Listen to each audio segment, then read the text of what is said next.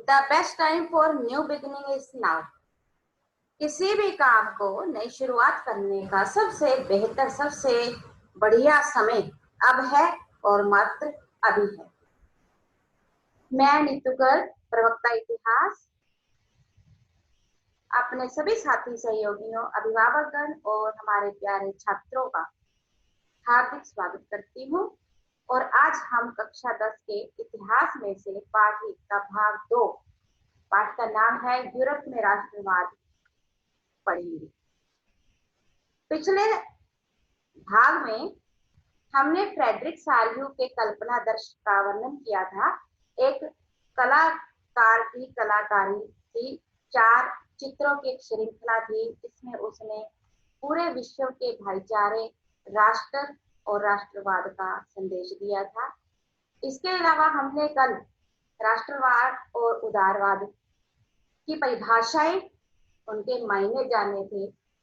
France के अंदर फ्रांसीसी क्रांति के आगमन और उसके विचारों का पूरे विश्व में फैल जाना, नेपोलियन का उदय होना, फिर नेपोलियन का पतन और रूढ़िवाद की स्थापना, और उसके बाद 1815 में संवैधानिक राजतंत्र की स्थापना, और 1848 में हमने गणतंत्र की स्थापना के बारे में पढ़ा, जब लुई फिलिप फ्रांस छोड़ने के लिए मजबूर थे।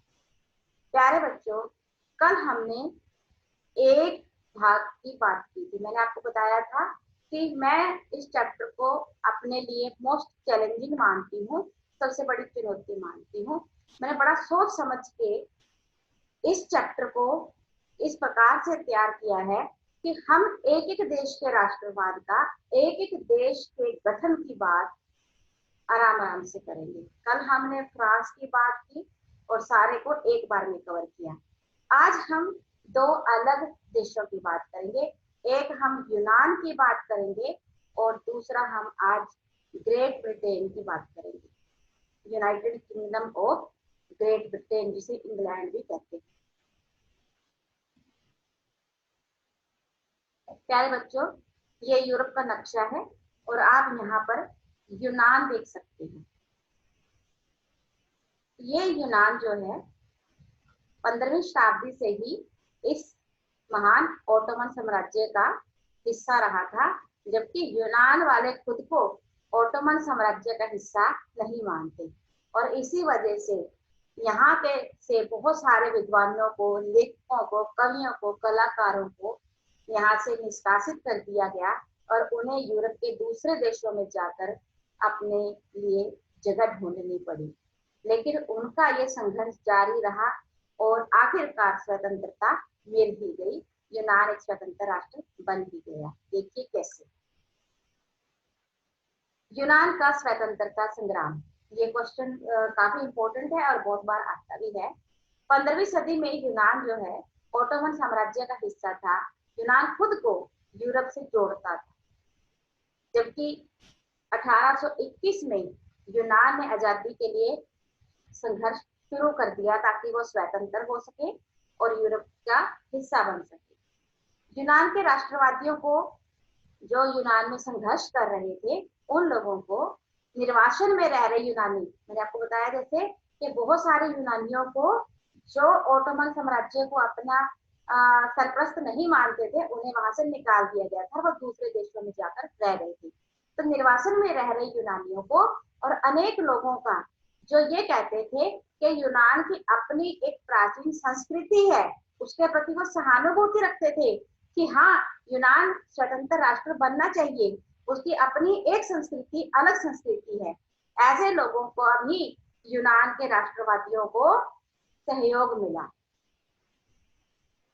कवि और कलाकारों ने भी यूनान को यूरोपीय सभ्यता का पालना बताकर प्रशंसा की और मुस्लिम सभ्यता के विरुद्ध जनमत उठाया। ये मुस्लिम सभ्यता जो ओटोमन साम्राज्य है उसके खिलाफ थी। हम यहाँ पर एक अंग्रेज कवि की बात भी करेंगे, लॉर्ड बायरन। उसने तो इस युद्ध में अपना योगदान देने के लिए धन एकत्रित किया और खुद युद्ध में लड़ने भी गया, लेकिन 1824 में बुखार के कारण उसकी मृत्यु हो गई।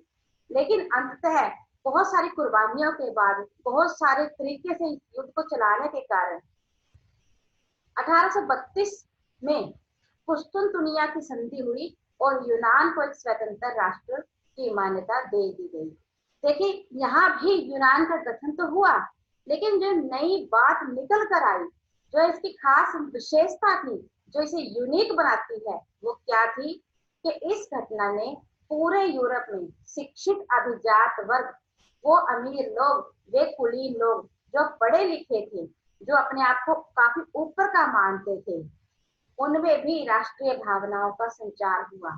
ये उनके लेखन की मदद से, उनके धन देने की मदद से पता चलता है। इसके साथ ही यूनान की स्वतंत्रता का जो संघर्ष था वो पूरा होता है 1832 में। फिर हम अब नया राष्ट्र लेते हैं और वो है England, United kingdom of great Britain. हम इसकी बात करेंगे। ये वही राष्ट्र है प्यारे बच्चों जिसने 200 साल तक हमारे ऊपर राज किया है। ये कैसे बड़ा देश ग्रेट ब्रिटेन कैसे बना? देखिए, इसके चारों तरफ देखिए समंदर ही समंदर है। शुरू में अगर हम बिल्कुल शुरुआत की बात करें तो ये कोई देश नहीं था, बल्कि ये महाद्वीप द्वीप थे, द्वीप श्रृंखलाएं थी। पूरा महाद्वीप या द्वीप ही देश नहीं कहेंगे हमसे, ये श्रृंखलाएं थी, द्वीप समूहों की श्रृंखलाएं।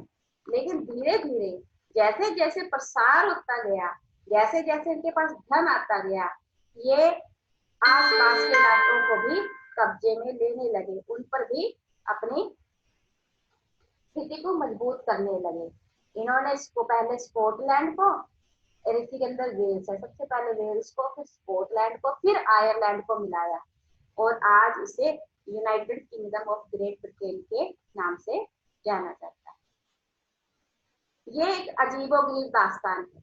कुछ विद्वानों का तो बल्कि ये कहना है कि राष्ट्र राज्य का मॉडल है ग्रेट ब्रिटेन, क्योंकि कोई एक दिन की घटना या अचानक से हुई क्रांति के कारण ग्रेट ब्रिटेन की स्थापना नहीं हुई, बल्कि ये तो एक लंबी प्रक्रिया थी। 18वीं सदी से पहले तो ब्रिटेन राष्ट्र था ही नहीं, बल्कि द्वीप समूह में रहने वाले लोग थे। कुछ उनमें से अंग्रेज थे, कुछ वेल्स, कुछ स्कॉट, कुछ आयरिश, जिनकी अपनी पहचान नीली जातीय थी। नीली जातीय मतलब सबकी अपनी अपनी संस्कृति थी। इन सभी की अपनी अपनी संस्कृति, अपनी अपनी परंपराएं थी। स्कॉटलैंड वालों की अपनी थी, और वेल्स की अपनी, और आयरलैंड की अपनी, और इंग्लैंड की अपनी।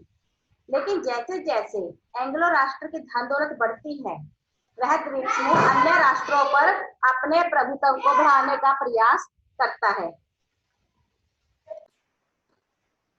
हमने जैसे कि जाना कि वेल्स, स्कॉटलैंड, आयरलैंड, एंग्लो जो राष्ट्र थे, सबकी अपनी अपनी संस्कृति और परंपराएं थी। राष्ट्र की धन दौलत भी बढ़ रही थी, द्वीप समूह अन्य राष्ट्रों पर अपना प्रभुत्व जमाने लगा। 1688 में बड़ी शानदार क्रांति होती है और एंग्लो संसद, जो बाद में इंग्लैंड की संसद के रूप में काम करती है, संसद के रूप में, एंग्लो संसद ने राजतंत्र से, जो वहां का राजा था, उससे ताकत छीन ली। वो राजा रहेगा, लेकिन ताकत जो है वो संसद के पास रहेगी। इस संसद के माध्यम से राष्ट्र राज्य का निर्माण हुआ, जिसका केंद्र इंग्लैंड था और इसका नाम भी पड़ गया इंग्लैंड। फिर इंग्लैंड और स्कॉटलैंड के बीच एक्ट ऑफ यूनियन अर्थात एक संधि होती है, एक्ट ऑफ यूनियन, उससे 1707 में United kingdom of great Britain का गठन हुआ। अर्थात जैसे ही स्कॉटलैंड को इंग्लैंड में मिलाया जाता है, तो वहां पर अब ये देश और बड़ा हो जाता है और इसका नाम पड़ जाता है United kingdom of great Britain. इससे इंग्लैंड ने स्कॉटलैंड पर अपना प्रभुत्व भी जमाना शुरू कर दिया। उन्होंने स्कॉटलैंड की जो स्थानीय भाषा थी गेलिक, उसे बोलने पर मनाही लगा दी, और स्कॉटलैंड की राष्ट्रीय पोशाक पहनने पर मनाही लगा दी। मतलब जैसे कैसे भी उन्होंने स्कॉटलैंड की संस्कृति को, राजनीतिक संस्थाओं को योजनाबद्ध तरीके से दबाना शुरू कर दिया। फिर आता है आयरलैंड को मिलाना। आयरलैंड एक्चुअली दो धार्मिक गुटों में बटा हुआ था, कैथोलिक और प्रोटेस्टेंट। अंग्रेजों ने प्रोटेस्टेंट, क्योंकि वो बहुमत में थे, उनकी संख्या ज्यादा थी, उन्हें अपने पक्ष में कर लिया और कैथोलिक के विद्रोह को कुचल दिया। और इस प्रकार 1801 में बलपूर्वक तरीके से आयरलैंड को भी ब्रिटेन ने अपने में मिला लिया और अब एक नए ब्रिटेनी राष्ट्र का निर्माण हुआ। बिल्कुल नया ब्रिटानी राष्ट्र, जिसे हम United kingdom of great Britain से भी बड़ा राष्ट्र मानेंगे। इस राष्ट्र ने सभी पर हावी होकर सब पर अपनी एंग्लो संस्कृति को थोप दिया, प्रचार प्रसार किया। ब्रिटेन के झंडे, यूनियन जैक और ब्रिटेन के राष्ट्रीय गान God save our noble king को खूब बढ़ावा दिया। और बाकी सभी देश, चाहे वो स्कॉटलैंड था, आयरलैंड था, वेल्स था, वो मात्र सहयोगी बनकर रह गए। लेकिन ये पूरी कहानी जो है United kingdom of great Britain के गठन की है। प्यारे बच्चों, इसमें से भी क्वेश्चन आते हैं और ये हमें बताता भी है कि छोटा सा इंग्लैंड, छोटा सा द्वीप समूह कैसे एक United kingdom of great Britain में बदल जाता है, तब्दील हो जाता है। एक बार फिर से हम देखेंगे कि ये हमारे पास जो है एकमात्र द्वीप समूहों की श्रृंखला है। इसमें से एक है ब्रिटेन या इंग्लैंड, उसने वेल्स को अपने में मिलाया और केंद्र में इंग्लैंड से तो नाम पड़ गया इंग्लैंड। फिर इन्होंने स्कॉटलैंड को 1707 में एक्ट ऑफ यूनियन के तहत मिला लिया। फिर वो बन गया United kingdom of great Britain. और एक नया ब्रिटानी राष्ट्र तब वो बना जब उसने आयरलैंड को भी अपने साथ बलपूर्वक 1801 में अपने साथ मिला लिया और इन सब की संस्कृतियों को दबा दिया और अपनी संस्कृति का खूब प्रचार प्रसार किया। इस प्रकार हमने अब दो राष्ट्रों के गठन की बात की। मिलते हैं तीसरे भाग में, हम इसको कुछ अलग अलग भागों में करेंगे और मुझे आशा है कि आपको चारों भाग अच्छे समझ आएंगे। पहले भाग में हमने फ्रांस का निर्माण, फ्रांस का गठन किया था। दूसरे में हमने आज बात की है एक तो यूनान की, एक ग्रेट ब्रिटेन की। ठीक है, और इसके साथ ही अब हम अपने इस लेक्चर को यहीं पर समाप्त करते हैं। मिलते हैं नेक्स्ट लेक्चर में। अपना ध्यान रखिए, अपनों का ध्यान रखिए। बहुत बहुत धन्यवाद।